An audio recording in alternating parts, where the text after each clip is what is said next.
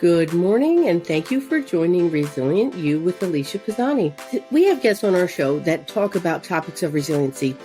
Today, we have a special guest. She is an author. She's been writing for about 8 years, and her name is Sandra Rostirolla. You don't want to miss her new book that she has coming out.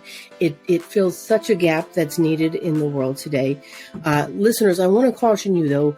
The topics are a bit sensitive, and I have to mention this trigger warning topic around suicide and self-harm, bodily harm. Just want to mention that in case there's anyone who's affected by that. Aside from that, Sandra has a wonderful book. It is gripping from end to end. It's heartwarming as well as hopeful, and it's definitely engaging and rewarding, something that you want to get out to all the middle schoolers. So with that, Sandra, welcome. Thank you, Alicia. I'm really happy to be here. Thank you for inviting me on your show. Yes, my pleasure. My pleasure. So you have the book there behind you, Making Friends with Monsters. So Sandra just put this book out there. I see that it has near a 5-star rating. The book, it says he longs to chase everyone's personal demons away until a tragic twist of fate that leads him with a beast of his own. And I know we can probably all relate to that, right, at different times in our lives. But why don't you tell our listeners a little bit about your book and how you arrived to write it? Sure, certainly. So my story is about 12-year-old Sam. The whole story is set in Australia. I am Australian, if people can't tell with my accent. And it's actually set in a rural area out on a sheep farm. And the period of time we're talking about is 2006, and it's the tail end of the millennial drought, which was an absolutely devastating drought in Australia. And it was really putting a lot of pressure on our farming community.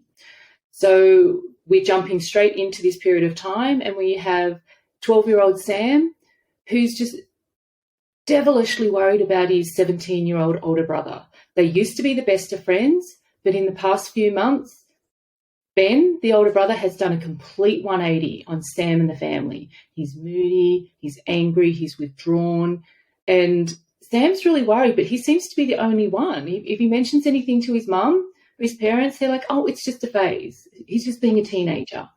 But Sam knows better. He's a real little introvert, and he has a highly imaginative imagination. And he looks at his older brother and he's like, no, it's not just a phase. Ben has a monster. And he says to himself, I seem to be the only one that can see it. So he sets out on this little mission, fact-finding mission, to find out everything he can about monsters. So through the book, as the reader reads, they will learn all these different little facts. And fact number 1 is most people don't know they exist. And so I think all in all, there's about 26 facts. And the tragic part for Sam, he's trying desperately to understand Ben, but it's not until Sam has an accident of his own, and this accident is related to his older brother's mood. You know, that's something that Ben doesn't do that Sam ends up doing that causes this accident. So it's all very interrelated.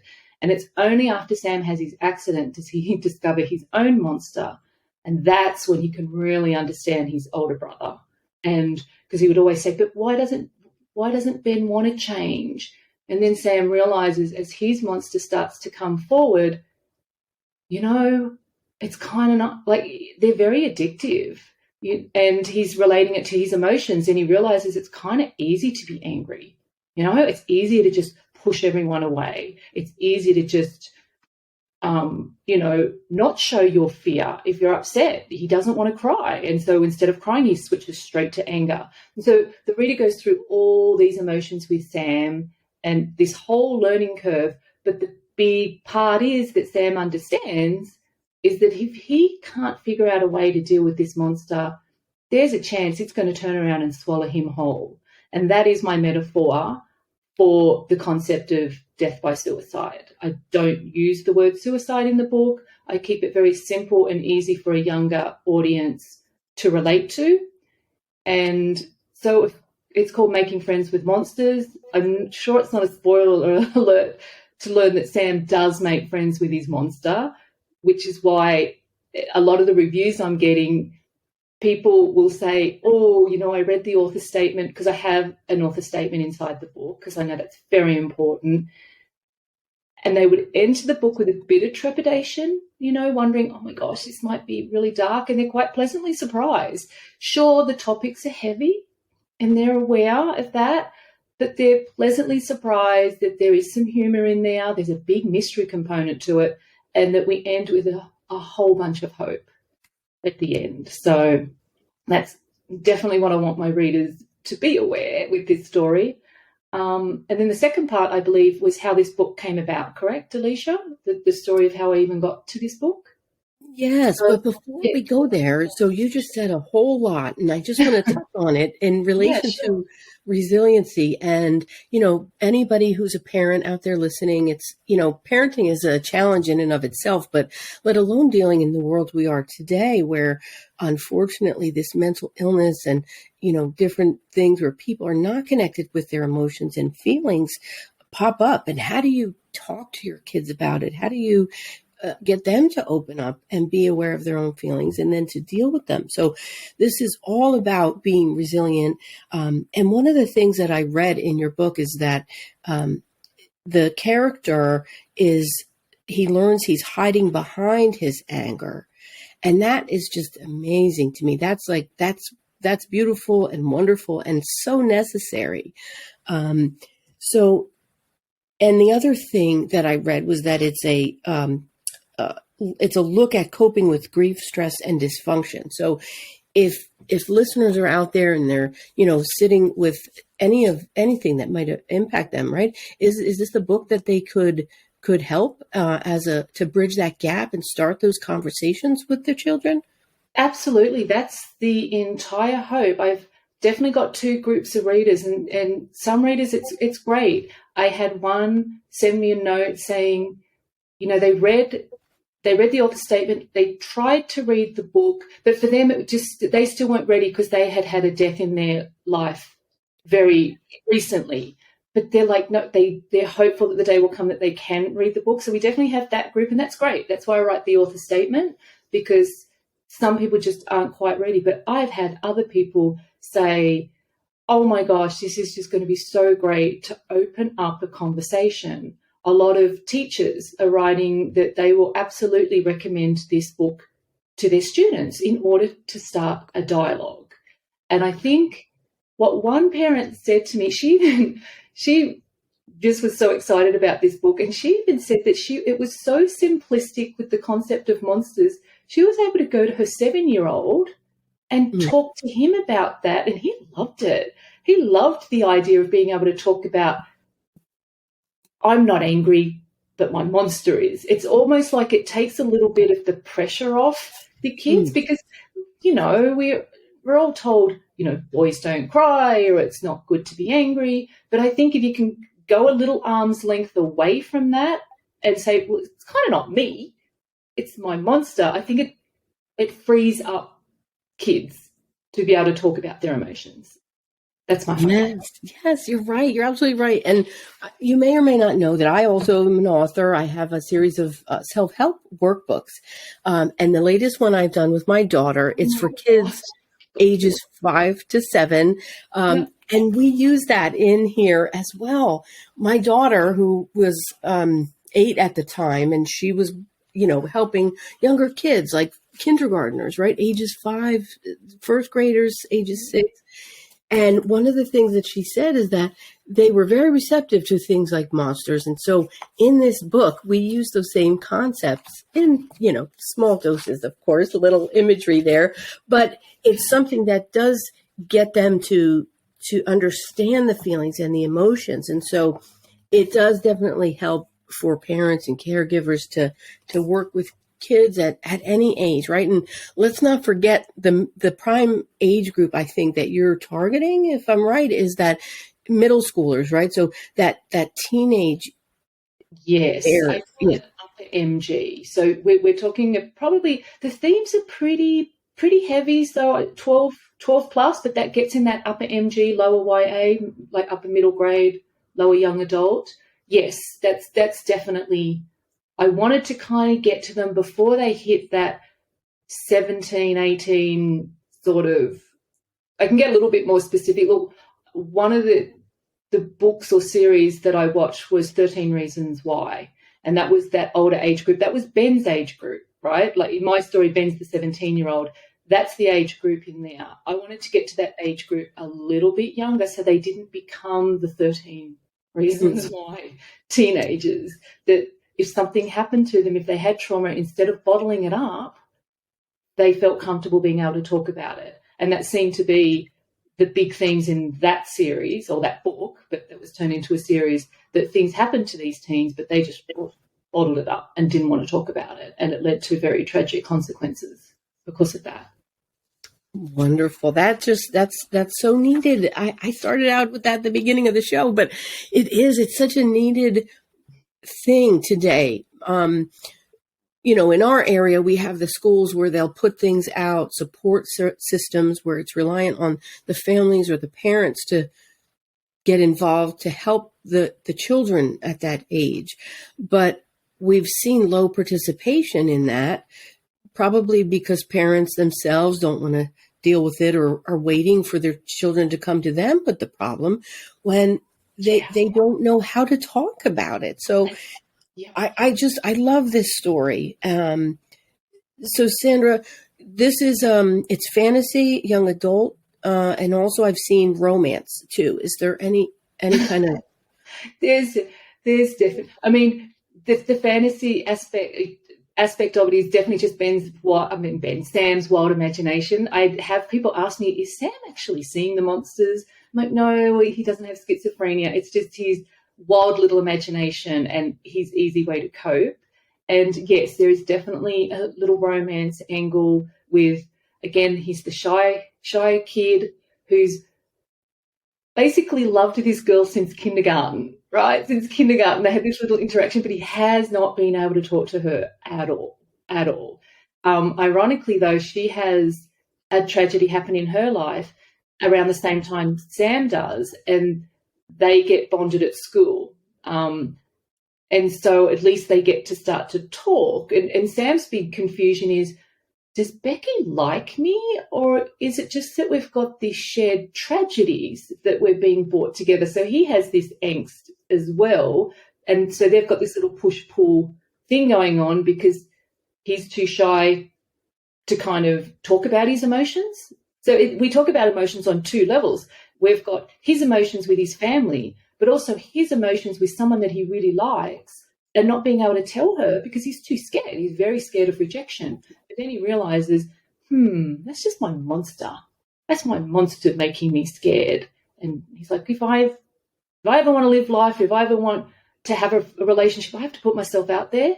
And so we get those two angles for kids to realize that, their fears are their monsters putting up barriers to protect them. Look, the monsters are there to kind of protect you, but sometimes the monsters just go a little bit too far, and we need to be able to rein them in and not have them control our lives so much. And how wonderful is that too, after coming out of the pandemic where people at that age didn't really know how to talk. Like it's taken 1 to 2 years how to approach one another or feel comfortable being in person anymore. So, I know I have a teenager and he was in middle school at that time. So he lost like a whole year of that social skill. And, it's just interesting to see, especially today. When I was growing up, kids would, get that courage to speak to someone if they like them, or they would get a friend to do it, or send a note, or do something, right? Yes, I think that still happens, right? But surprisingly, it doesn't. Oh, it doesn't. No, they have social media, so they'll send a message, or not even a message. They send a picture.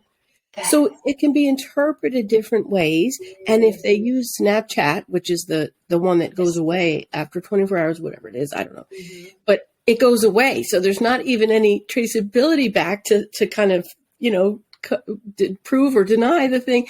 Oh my gosh. So it's just such a different world out there. So it's good to see your book as another example of helping kids to understand what they might be feeling.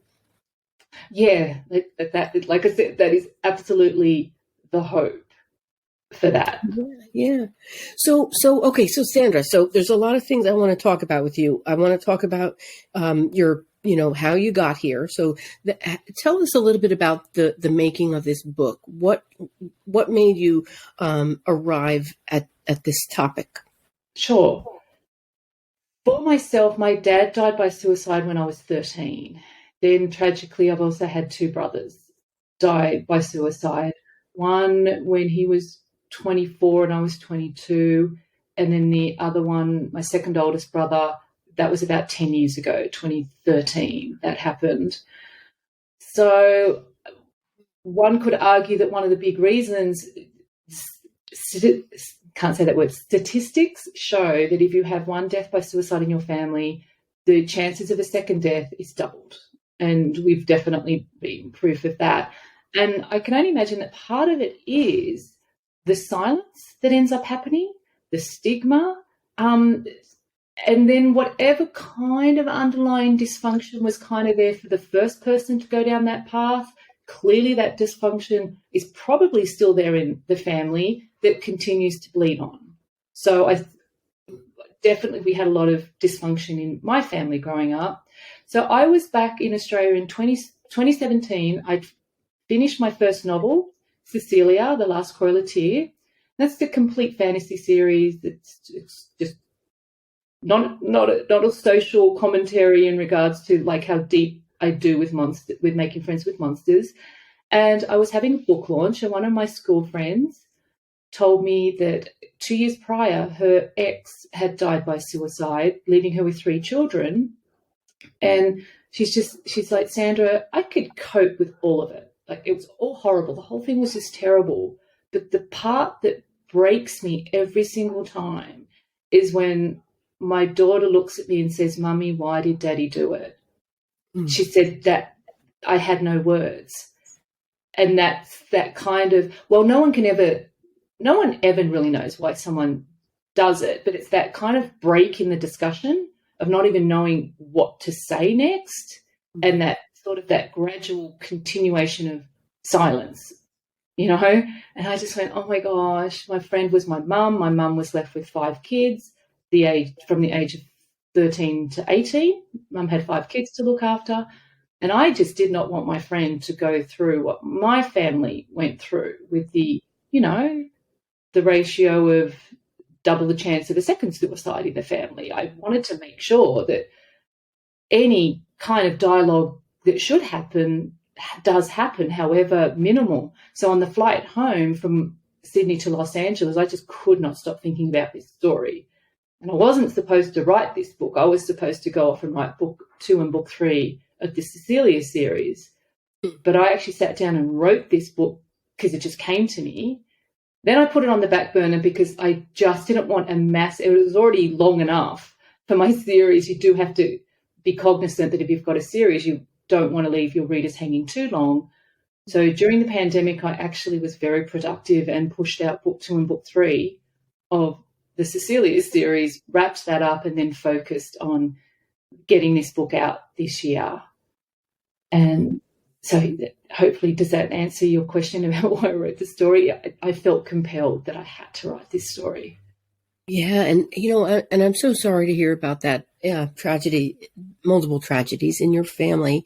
I think that people like ourselves, where we've been through dysfunction and, tragic things and trauma, we're positioned to give back and to help others. So first of all, thank you for writing this book and listening to that call that, brought you there. And, secondly, I think that, with the combination of your skilled writing, I know you've earned so many awards for the Cecilia series. And you have another side of yourself that you haven't told our listeners about as well, right? Tell us a little bit of what else do we want to learn about, Sandra? So the reason I even came to America is I was recruited straight out of my university. My original training is as we call them a physiotherapist in Australia, but a physical therapist in America. So I have a Bachelor of Applied Science from the University of Sydney, and recruiters at that time, there just weren't enough therapists in America at all. And so recruiters were going to England, New Zealand, Australia, I think were the very popular territories to recruit us physios. And I thought, gosh, when you're in Australia, it's such a far away. I thought, when am I ever going to get a chance to travel? Why not? So I came over here and I never left. So much to my mum's sadness. And so I've worked in hospitals and private practices, and that career was great, but it did start to kill my body. I worked a lot with stroke patients, and that's very, very physically demanding, teaching someone how to walk. So I moved out of patient care. I got an MBA and moved into the corporate world in the hospital. I became an hospital safety officer, and I oversaw policies and procedures which involved all like Joint Commission, which is the big accrediting body that accredits hospitals. I worked with the Department of Health. So in that role, I dealt with a lot of personalities, and you kind of had to. But I kind of think the reason I worked in that role is I naturally was able to deal with a lot of personalities and a lot of interesting things. And one thing my friends say to me when they hear my history of 3 suicides in my family, they're like, how is it that you're so together? They sort of say that to me. And I don't know. It could be because I do have a science background and I do look at things differently because of my science background. But I don't know. I can't really explain that. I'm not saying I'm not without fault. I've definitely had what I've gone through with my family affect my life. Mm-hmm. I wouldn't be able to speak to specific examples, but I just know had things not been as crazy as it was, I might not have been as slow to do things. And of course, one of them could be, the example is my writing career. I waited a long time before I gave myself permission to do that, to follow my writing. I think because I was so desperate for security in my life, I was too afraid to run away from the security because, boy, becoming a novelist isn't necessarily the most secure career path, as I think anyone that's written understands.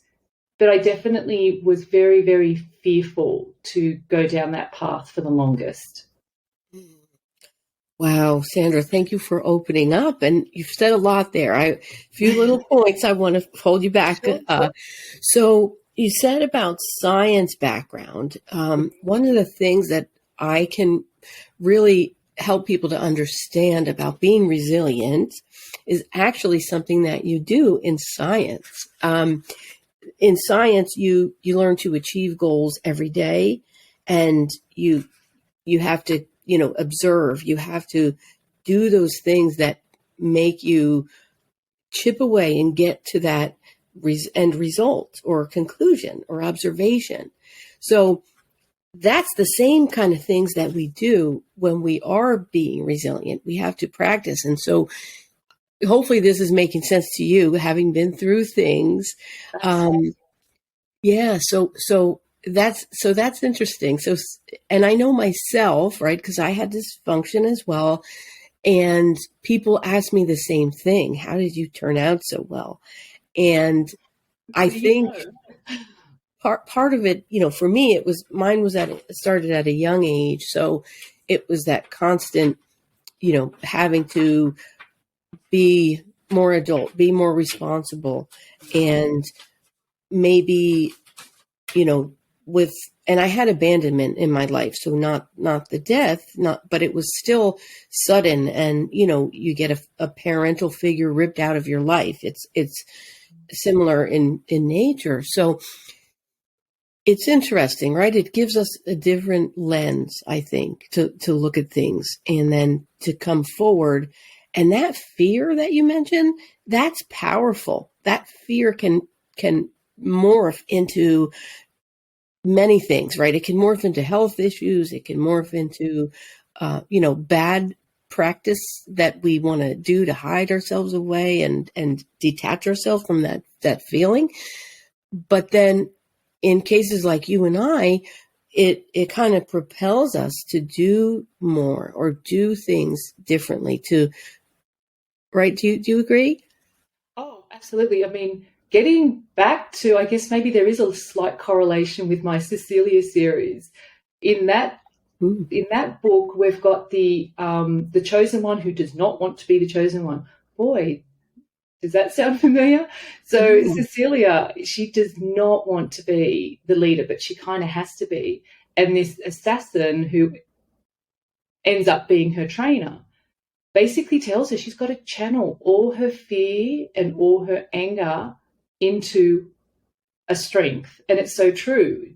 That's the thing. It's kind of good to have these big emotions because, otherwise you're very flat. If you don't have any emotions at all, you're quite flat. But it's how do you channel that energy into something positive, be it the fear energy or the anger energy. So yes, that is true what you were saying. Yeah. And, Sandra, I mentioned the workbooks.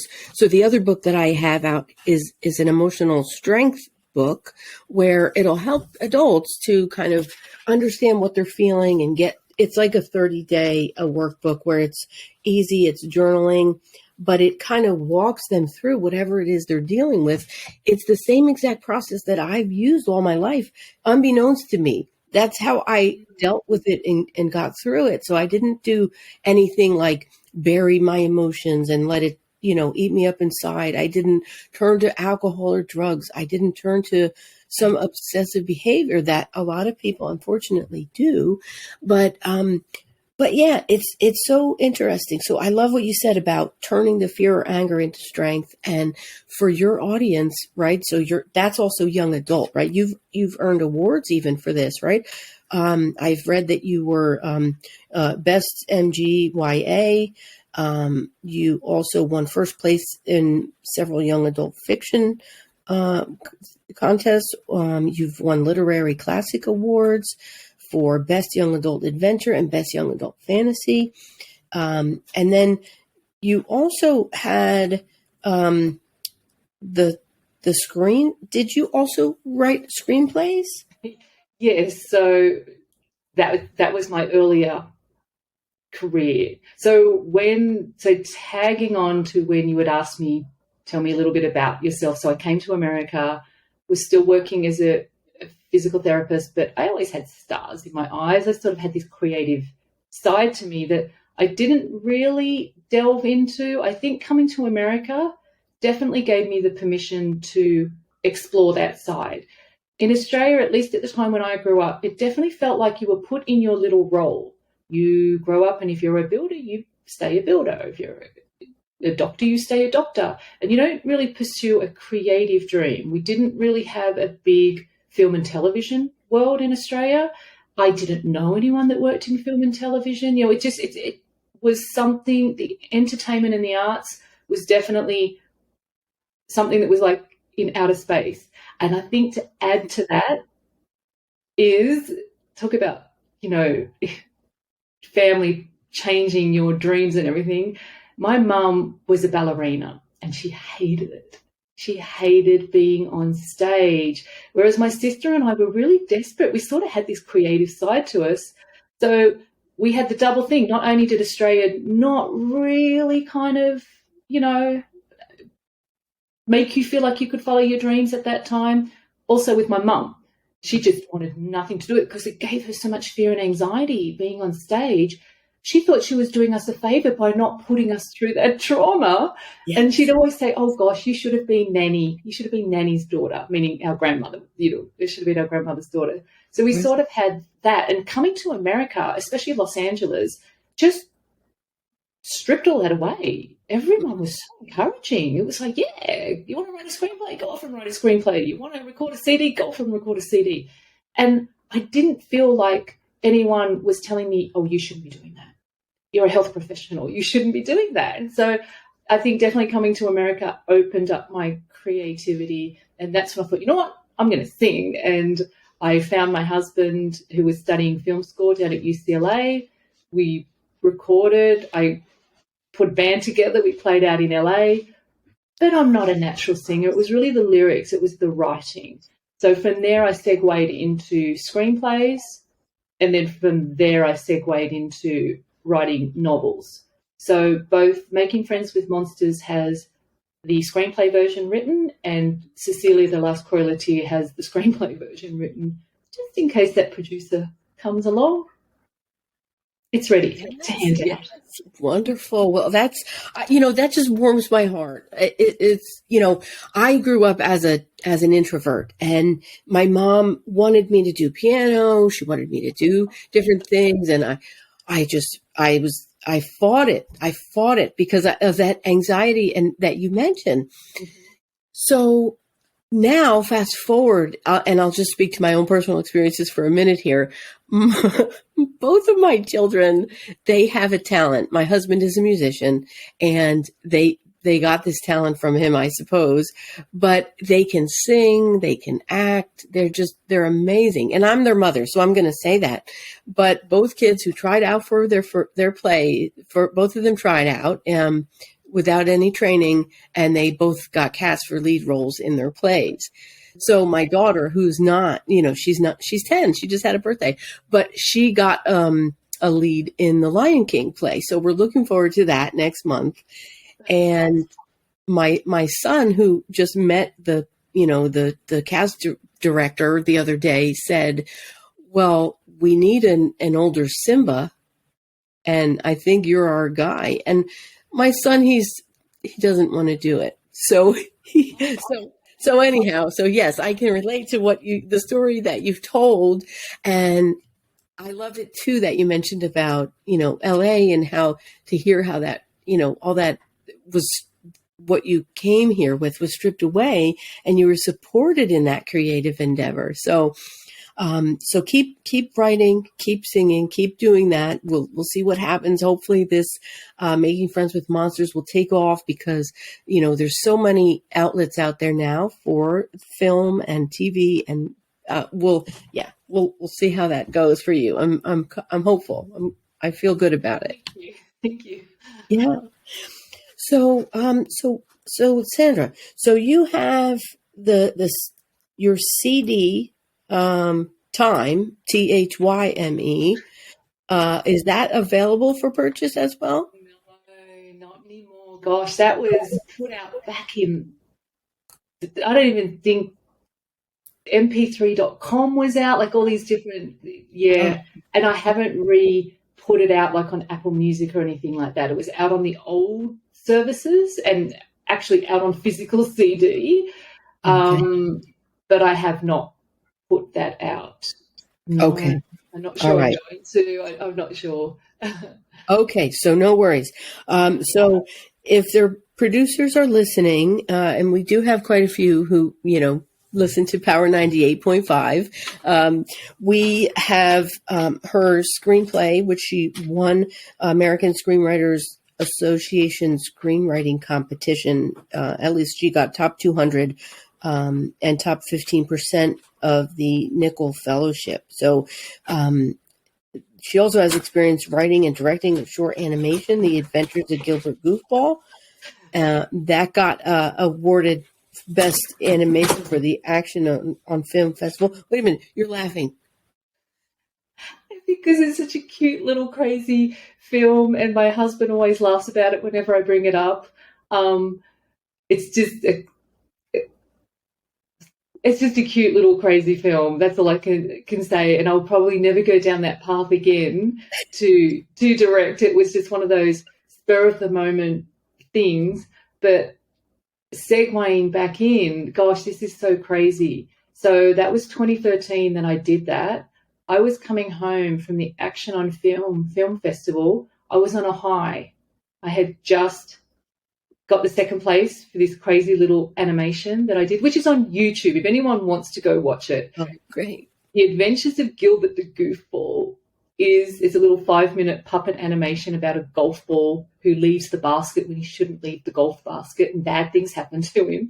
It's out there on YouTube. So I was on a high, and my gosh, whenever I get late night, early morning phone calls, it's not good.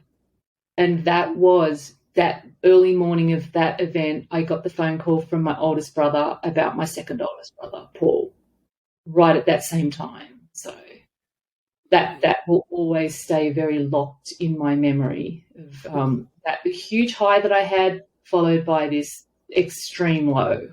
Mm. Well, to that point, I think one of the things that we talk about in psychology is the spiral of emotion. So when something happens, it might be that way because it eventually gets you back to that path. And here you are with this novel, so it's kind of, it's melancholy, but at the same time, it's something like that animation showcases your talent as well. So if you can, please try and keep them separate, and yet that they're related, because here you are now with this wonderful book that you have put out. I know, Sandra, that you have your other series, right? So is that just that Cecilia series? Is that a 3-part? Yes. So the Cecilia series is a YA fantasy. Book 1 definitely is a standalone. It's a very clear beginning, middle, and end. And I wasn't 100% sure that I was going to write book 2 and book 3, but once you put the book out, people are asking, you're going to write book 2 and book 3. But book 2 and book 3, they can be read on their own as well. You don't need to have read book 1 to be able to read book 2 and book 3, but they need to be read together. They definitely are. Those two are a continuing story where 2 years later, after Cecilia goes through what she needs to. So in book 1, I'll just give a quick little rundown. Cecilia is an 18-year-old living a really idyllic life in the forest. She has no cares in the world, and she really is very young at heart, and she's young on the page. She'll come across as like a 15-year-old. She's very, very innocent. Then these raiders come in from nowhere. They don't even know that there's people that live outside their forest. It's a very secluded world that they live in. And these raiders come in, kill everyone, steal the young men, and Cecilia is the only one that survives. And she has this vision. She's not sure what it is. She thinks it's a dream, but we learn later on it's a true vision, where the goddess of light comes to her and tells her, very cryptic, your brothers aren't dead. Just follow, travel east and you'll find them. Mm-hmm. And so she bravely goes off. She leaves her forest. She's so ill-equipped to be in this outside world. We learn that it's actually a post-apocalyptic time, 200 years in the future, and after this big war that had happened a long time ago. And along the way, this assassin is sent to kill her because she was supposed to get killed. She was the target in the raid. Mm-hmm. But she got away. And so they sent the senators in the city of Vetus, the corrupt city, then sent this other guy, Amelard, to kill her. But he finds he can't do it, and he doesn't know why. And so he takes a prisoner instead. And as they journey along, they come into these different places and they find these different clues. They figure out that they're supposed to be together. They're part of this bigger prophecy where he's a descendant of a long line of ancient people that no longer exist, that were trained to protect the prophecy. And Cecilia is kind of the bearer of the prophecy. So that's kind of what this story is. This is this ultimate big story about the goddess of light and her evil shadow that are fighting with each other. Mm-hmm. And that's reflected in humanity, where we have the evil city of Vetus, where the corrupt senators have risen up and there's nothing but darkness and corruption going on there. And they've really repressed the light, right? The goddess of light. The goddess is light. And Cecilia's responsibility is to inspire these oppressed people to rise up and fight for themselves. And she struggles with that. She doesn't want to be the chosen one, but, through Amelard, they have a dual purpose. She helps him find his humanity from a baby, he's been taught nothing but death and how to kill. And he teaches her how to tap into her inner warrior princess. And that's a huge love story there. The Cecilia series is definitely a big love story of we've got enemies to lovers with Cecilia and Amelard. And yeah, so that's that. It's book one that was the first book I'd ever written. To be honest, I wasn't quite sure I knew what I was doing, but I was so shocked that it went off to win so many awards. I was really excited about that. Wonderful. Well, I'm going to read it now. I'm going to get for my daughter, and we'll get it, going around here. But that's just amazing how that evil versus good, and the transformation, and how that, I love that. That's what is the most exciting thing to me, is seeing people transform. And it's nice that you have that woven in as well to your story. Thank you. I would say there's definitely a slight crossover theme where with monsters, Making Friends with Monsters is your inner darkness. And then in the Cecilia series, we've got the goddess of light. And the goddess of light is fighting the goddess's own dark shadow, if that makes sense. These two entities, evil and good, are basically one in the same. And I actually got that premise from St. Augustine. When St. Augustine described what is good and what is evil, he basically said that evil is a corruption of good. Because there's always these two schools of thought. Does evil exist as a separate entity to good? And then you've got the hero. You've got the hero version, right? The superhero, where you've got the bad guy, like the Joker. Like, they need the good guy in order to have a purpose. That's why they never kill. Have you noticed in the superhero movies, the antagonist never kills the protagonist, because if the protagonist dies, the antagonist has no purpose anymore. So I really liked St. Augustine's theory, where he basically said evil is a corruption of good, and he likened it to cancer. So you have a host, and you've got a 100% whole, and then a little bit of darkness creeps in. And as the darkness continues to take over the host, once the darkness becomes 100%, well, guess what? Everything dies, right? Because once goodness is gone, evil can't exist either. And I really liked that as my central premise for my story of the Cecilia series, because it really raises the stakes. The stakes are that if evil takes over, it's not going to be this world of darkness and corruption. No, there's not going to be a world at all. There won't be a world at all, because once all of the goddess of light is gone, everything's gone. And so that's kind of the stakes that we have in the Cecilia series. Yeah, well, you'll like my other project I'm working on. It's my book is Hope Through the Darkness, and it's based on a true story of my life. So it's in the works. Although, I think listening to your story today and hearing about the fear, and it took you longer to put your writing out there, I think you are now an inspiration to me, and anyone else out there. If you have your story to tell, let Sandra's experience help you get your story out there. So I want to put that out to the listeners as well. But yeah, I love it. So this is definitely a popular concept. The reviews are raving online. I've read that you are a similar writer to that of C.S. Lewis, who, of course, everyone knows the Witch in the Wardrobe. And again, I love it that the metaphor is simple, yet it's going to be impactful to our youth of today. And that's going to lead to a better world, right? Because we need to end the stigma. We need to get people more in touch with our feelings, get people more resilient, especially when talking about emotional topics. And Sandra, this has just been a great time speaking with you today. Oh, thank you. Thank you for even inviting me. I've had fun too, Alicia. So Sandra, how can people find you? Obviously, your book is out there, available on all the popular channels. Yeah, pretty much anywhere. So you can go to my website, www.s L Rostirolla.com. And from there, if you go, or you can, for Making Friends with Monsters, you can even go to makingfriendswithmonsters.com. All of that leads to my website. That just takes you to the particular page for Making Friends with Monsters. And from there, they're the buttons to buy the paperback, hard copy, ebook, audiobook, and then all the different channels that are out there.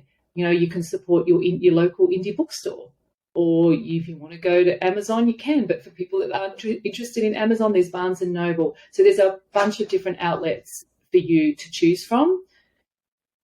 On social media, I keep it simple. I have one handle, which is at SL Rostirolla for everything. I'm on TikTok, I'm on Instagram, I'm on Facebook, Twitter, and LinkedIn. And boy, it keeps me far too busy with that many channels. But I try to stay as active as I can without it taking up too much time. Yeah, and now, so you're out there in LA. Do you have any upcoming author interviews or any signings planned?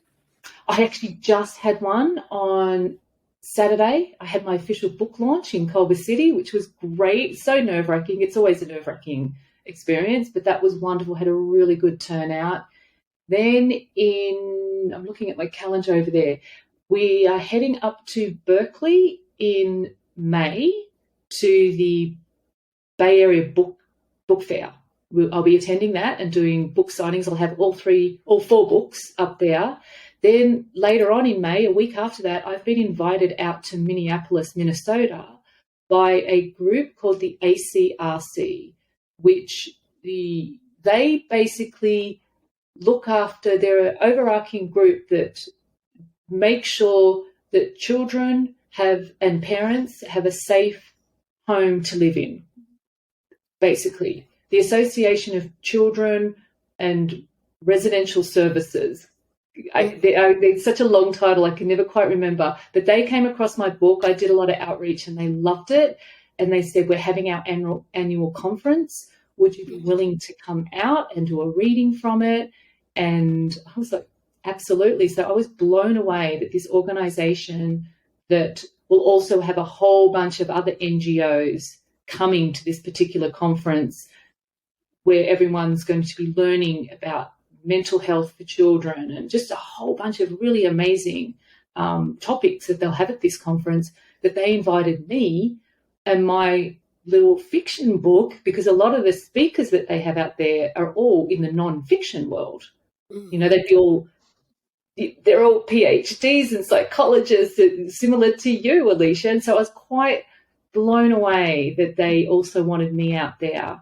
And they definitely gave me the most amazing, it's not recommendation, I can never think of the word, but one of the directors said, you know, I read your book and honestly, every child psychologist should have this in their library. And I was quite blown away that she said that, that they saw the potential of how it can just start a dialogue with anyone. I love it. I love it. One last trip then, and then in June, I'm off to Chicago for the ALA, the Association of the American Library Association. That's what it is, American Library Association Conference. I'm there. So a lot of travel coming up, actually, in the next couple of months. Yeah, wonderful. Well, I was going to mention to you, you may want to reach out to Girl Scouts because, and Boy Scouts for that matter, they do a lot of patch programs, and there's, you know, it's such a huge thing. And mental health is one of the topics now. They're doing trainings for the older girls who are in, you know, cadets, middle school age. And I can see this being a nice partnership as well. That's a great idea. To be honest, thank you. I've been doing a lot of research. I mean, a lot of outreach myself and my publicist, and I'm not sure we've reached out to the Boy Scouts and Girl Scouts of America. So thank you. We will do that. Yeah, you're welcome. You're welcome. You have to design a patch for that because that's nice. I like that. That would be great. Yeah. I got my monsters patch. Yeah, exactly. So, all right, Sandra. Well, listen, we're excited to receive this new offering. And, like I said, it's so timely and urgent. And I'm glad to have you here on the show, Resilient You with Alicia Pozsony on Power 98.5 FM. And we're going to look forward to what you have coming up again. Let us know, keep us posted as things happen with the screenplays. I'm excited to see where that might lead. And we're glad to have you on the show again. Thank you. Was excited to be here. Sandra, is there anything else you'd like to share with our listeners? Oh my gosh. Now that's put me on the spot. Look, one quick thing I will, for any writer out there, especially someone that is like me, you were a STEM girl. I was a STEM girl, science, math, chemistry, and you've got this creative side. Don't fall into the trap I fell into with the teachers not really paying attention to your creative side and just seeing this science person in you. I really just want to talk to that girl out there, that science STEM girl that is afraid to tap into her creativity. Do it. Wonderful. I love it. Well, and to that point, I just have to share my experience.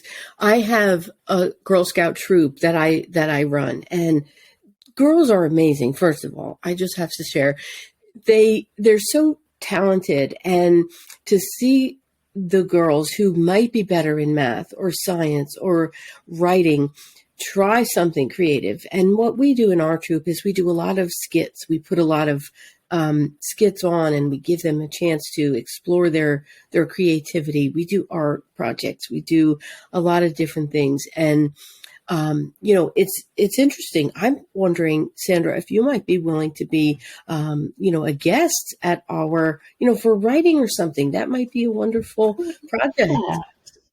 Yes, absolutely. Wonderful. All right. I'm there. I'm absolutely there. And wonderful. Where are you located? I would even be willing to probably fly.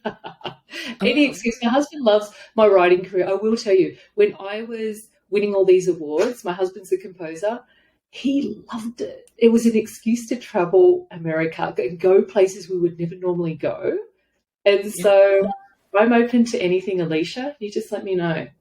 Wonderful. Well, we're out here on the East Coast. We're 45 minutes from Philadelphia, 45 minutes from New York City. So if you did come out, you could probably make the most of it and do, spend more time here. But yeah, definitely. We'll look forward to helping to inspire others, get this message out there of hope and healing through their trauma, and look forward to bridging that gap and getting it out to all the parents, the teachers out there.